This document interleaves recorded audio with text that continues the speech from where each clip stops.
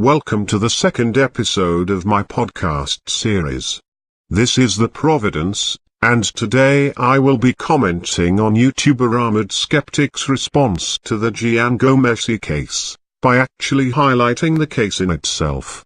Here is what he had to say. Bondage, the public now thinks Gomeshi is a sexual deviant and is wondering if he's a sexual abuser as well. One of these people calling themselves an assault survivor makes their name public. It's Lucy Couture, former star from Trailer Park Boys. She gets a lot of people rallying behind her, makes her seem really credible, but yet still no evidence has been presented to the public that any of this is true. And still no charges have been laid on Gomeshi. Lucy openly admits to amassing a giant covert network of women. It takes 7 more months for this group of women to go to the police. Meanwhile, Gomeshi is fired. His career is done. First day of the trial, there are already people out there that want him lynched because they just assume that this group of women who says that he raped them is correct, without even hearing a single piece of evidence. The case finally goes to trial. He's found not guilty, not only because there's not enough evidence, but because all of the stories that the 3 main witnesses told them, including Lucy Couture, were basically lies. Gomeshi never did anything. Alright,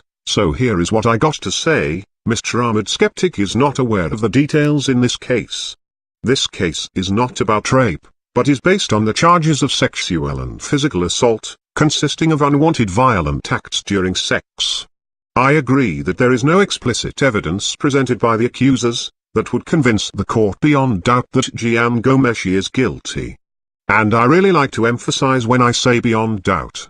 However, we still have 7 accusations about this guy in which 3 have made it to court. Most thinking people find it hard to believe that 7 accusers are somehow deliberately lying, as a form of alternative conspiracy or ploy.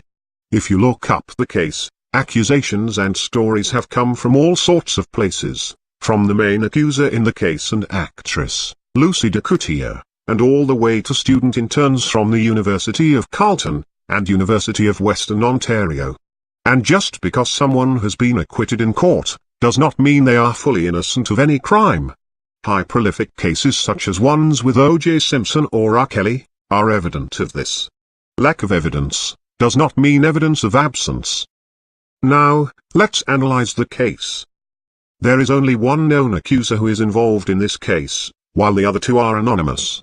Lucy Couture alleges that during rough sex, Jian Gomeshi slapped her without warning and choked her until she couldn't breathe, and all of this without her consent. Another accuser alleges that during rough sex, Gomeshi made a sudden switch from charm to brutality when he punched her in the head and pulled her hair. Again without her consent. Gomeshi's lawyer alleges that these women are liars, based on the fact that Couture sexted Gomeshi the next morning, and that the other accuser contacted him through email a year later, which she lied about it in court. Personally, I don't see how this would suddenly debunk any case against Gomeshi, since scientifically many rape victims go through a period of denial or repression for a long time. It's mostly due to the negative feelings and anxiety associated with it. And 2, the other accuser sent only 2 emails in a span of months to years. So it's not reasonable to assume she would remember something like that. However, in a case that involves testimonies and a heavy burden on accusers to prove their case, this is what led Gomeshi to win the verdict. But he still has another case coming up and multiple other accusations. Kathleen Boreal, the producer of Gomeshi's former radio show on CBC, alleges that he repeatedly sexually harassed her ever since 2007, when Gomeshi became host of the show. A graduate from the University of Western Ontario, also alleged that Gomeshi inappropriately touched her waist and pressed his body against her, after he had asked for a simple hug. He also had 53 female Carleton University interns, and sometime in 2014, a Twitter account run by one anonymous Carleton student, alleged violence and sexual harassment at the hands of Gomeshi. Journalist Carla Sicon also alleged unwanted physical advances made by Gomeshi after she went on a date with him. There are only 3 possible truths to this case. 1. All 7 women are lying, and have organized for months to make up lies and bring them to the court. 2. All 7 women are crazy, psychotic, or outright delusional, in their belief that Jian Gomeshi has done something wrong to them. Or 3, all 7 women are telling the truth, but for psychological and emotional reasons, have distorted or presented them in a way that would not convince the courts beyond doubt that Jian Gomeshi is guilty. We are talking about testimonies, of course, so the way and manner these women presented them had an impact on the judge's verdict, as well as how easily they were torn down by the opposition. But those who have been following this case are already under bias. For one, we have heard nothing from Jian Gomeshi himself. He has neither defended himself in court, or given alternative accounts of what happened in those nights. Funny, isn't it? Why does the accused never get as much analyzed to the core as some of these accusers? Surely, being accused of being a violent predator is a serious issue. Serious because if it were true, it poses a risk to the public, especially against other women. And that is precisely why the legal system is flawed in dealing with rape or sexual crimes. Statistically, hardly any rape cases end in convictions. This was not technically a rape case, but it did involve the same testimonial procedure as most rape cases do.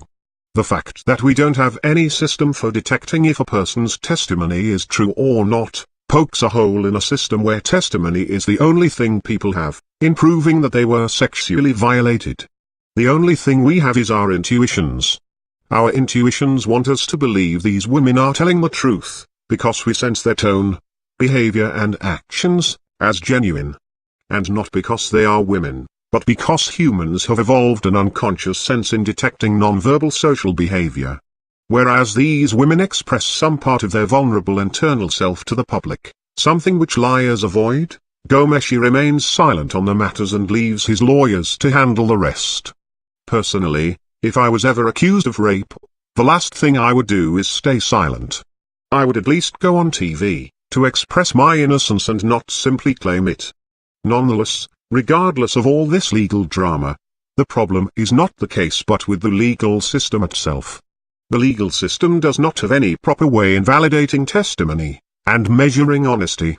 The polygraph test exists, but it's not accurate. Scientists do have brain scans and EEG measures that can measure dishonest brain activity or physiological signs of dishonesty, but only time will tell when they will be used in forensic or legal measures. This ends the session of this podcast. Thank you for watching, and don't forget to subscribe.